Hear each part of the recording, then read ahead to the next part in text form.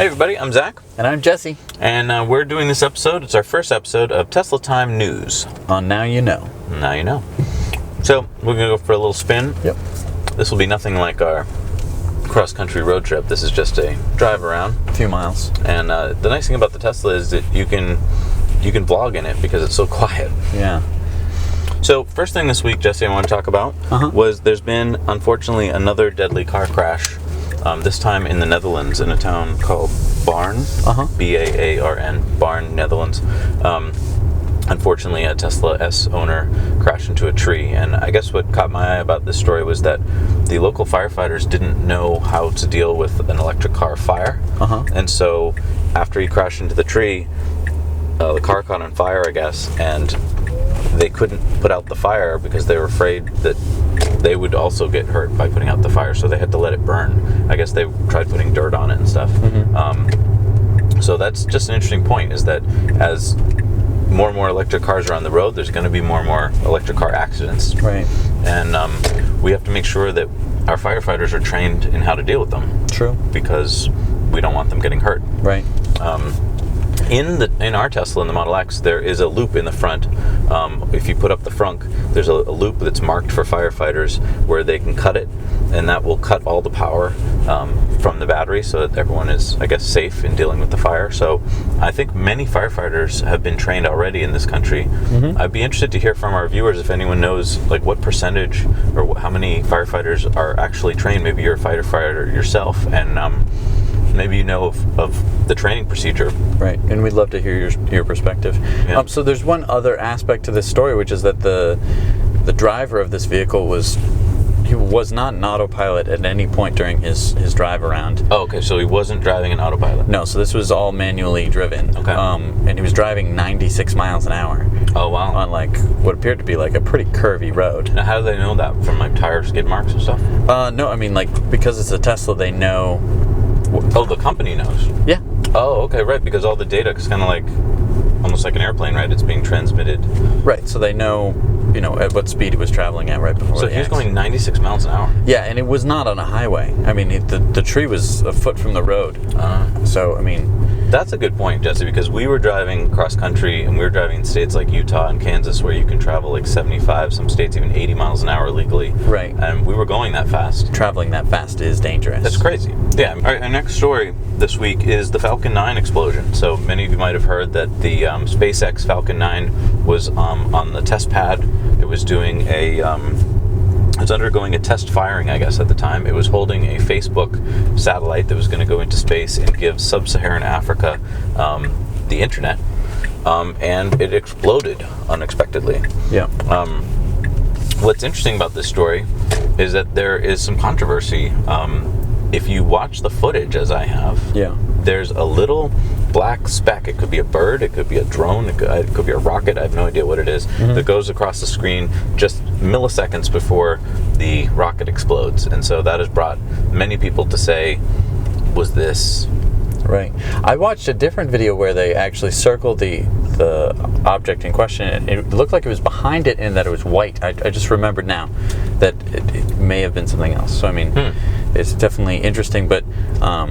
Yeah, Elon seems to be not sure about it either, because he's been tweeting a lot this week saying, if you have any more information about this, I guess he's putting that out to the government, please let us know, because things are not making sense why this would have blown up. As he said, they weren't even test firing the rocket at the point. There was no heat source. Right. And yet it exploded. So it blew up at an unexpected time. There's times when a rocket is kind of expected to maybe malfunction. Right. This was kind of I don't know, it's basically just sitting there on the pad. Right, yeah. So comments below if you have any thoughts as to what's going on here, or maybe some new information, but I think this is a story we should keep our eyes on. Yep. All right, our next story that we have this week is a fun story for Tesla. The largest supercharger went in Norway. It's a 20 stall. We've never seen that. We saw a 12 stall in Montreal. This is a 20 stall. Yeah. And the cool thing about Norway, what a cool country, Norway. What a cool country. Is that Norway is nearly 20% of the country right now is electric cars. Nearly 20%. Wow. Isn't that amazing? That is This amazing. is a country of like 4.8 million people. Yeah. And nearly 20% are driving electric cars. It's amazing. Another cool fact about Norway that I just learned, 28.4% of new vehicle sales are electric.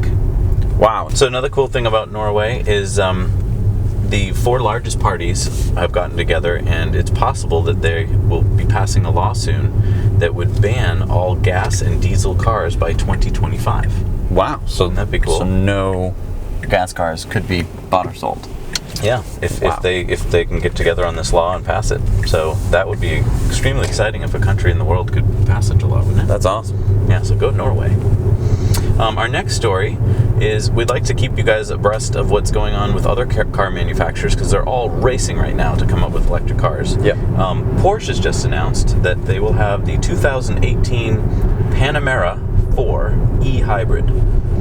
It will have a 14 kilowatt hour battery, which will go 31 rated miles, which is closer to 20 miles when you actually put it on the road. So a 20 mile 20 range. miles. 20 mile I don't think I've ever driven less than 20 miles.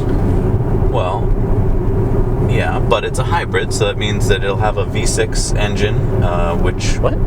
will take over after you run out of electricity, so you can keep driving past the 20 miles. But that's like having. Well, how can it like go fast on the electric charge? Like, do you get that kick? Well, so it'll have a top speed of 87 miles an hour on electric. Which that's pretty fast. I mean, you don't really The need to i3 goes faster than that, and it has a bigger range. Well, that's still so they can give it more of a range. I think they limit it. Anyway, it'll cost $95,000. What? Well, yeah. Let's give Porsche, Okay. It's a Porsche. Okay. You get to have the Porsche brand, Whatever that worth that is. And it will fully charge in 5.8 hours. What? Why will it charge in 5.8 hours? That's ridiculous. I mean, a volt charges in less time than that. It has 100 miles of range. If you use their 30 amp 240 volt charger, it'll only take 3.6 hours. You'd be better off powering your car with a cordless drill. This is ridiculous. I mean, this is absolutely... That's a joke. It's a joke. You're never going to use the 20 miles. You're going to use this V6 twin turbo Porsche driving machine, which is fine. Then just sell it like that. Like, why put on a 20-mile battery and a weak electric motor? Like, that makes no sense. Well, I mean, maybe what they're trying to sell to is the fact that you're afraid to go to an electric car, a fully electric car. In this way, you're never going to run out of range.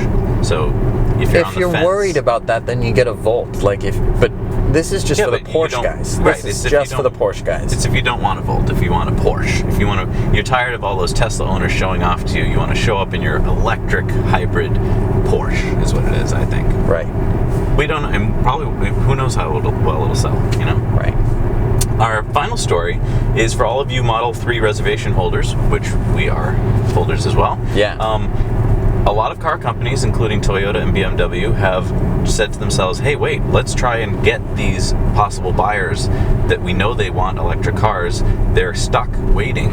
So let's start running some ads. So BMW has started running a 30-second ad where they show a person walking out into a parking lot and they show some Tesla Superchargers and they're like, why wait when you can buy the BMW 330e plug-in hybrid?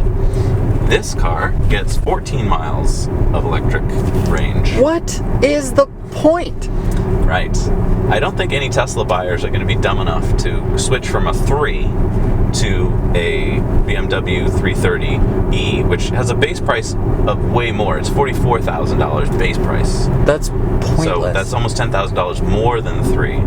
And you're getting not an electric car. You're getting like a 20th of the range. Right. Electric range. I mean, the whole point of a Tesla is that it is electric.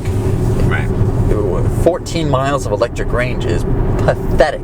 Right. It's pathetic. It's kind of like when manufacturers slap stickers on their products that are like all natural or whatever, and they're not truly, like when you read the ingredients, it's kind of like that. If you read the ingredients of this car, it's not really an electric car. It's just a wannabe. So Toyota's doing a similar thing with their fuel cell car, which is called the Mirai. It's a $57,000 fuel cell car. It's an interesting proposition, I will say, for this car. It runs on fuel cells.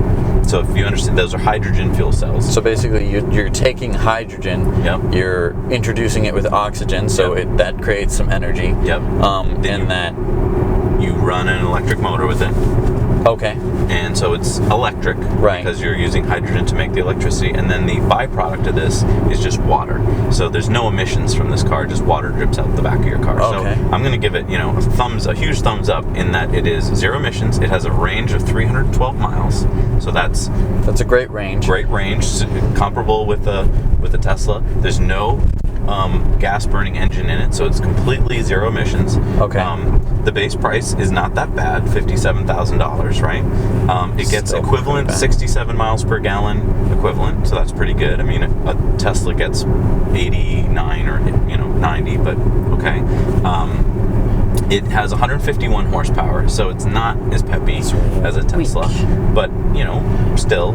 All right. So I just want to point out here that the fuel cells, while they technically aren't burning any energy when you're using them, I mean, you have to get the hydrogen, which you'd split water using electrolysis, which is wildly inefficient. So you're taking electricity, you are converting it, because you have to use electricity to get the hydrogens apart, or the hydrogen oxygen apart. So you're pouring electricity into this to get the hydrogen. It's very inefficient, and then you're going to be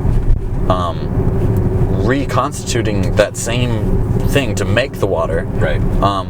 And hydrogen is highly explosive, so you have to put a lot of safety features. Like, for instance, in the Mirai, they're going to have a special tank that holds it, and also they're going to make it so the system shuts down if there's any problems. Right. So, I mean, you're driving around with a hydrogen explosive bomb in the car.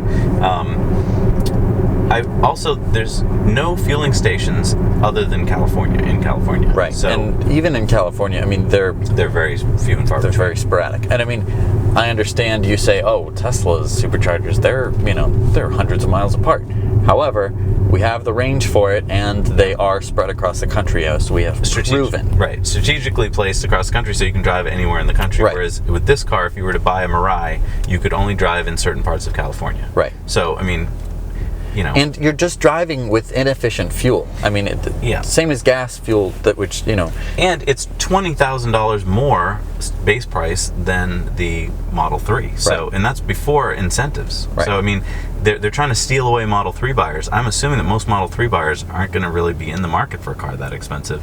Hey, so thanks a lot for watching today. Comment below if you have any questions or comments. We're basically going to do this feature every week so that we cover a lot of Tesla news to keep you guys abreast, and we're going to learn a lot from you guys. So please let us know of stories that you've heard, things that you've heard that you want covered, questions that you have. Comment below, and we'll try and get them answered. All right. Thanks a lot. I'm Zach. All right. See you next week. I'm Jesse. Now you know.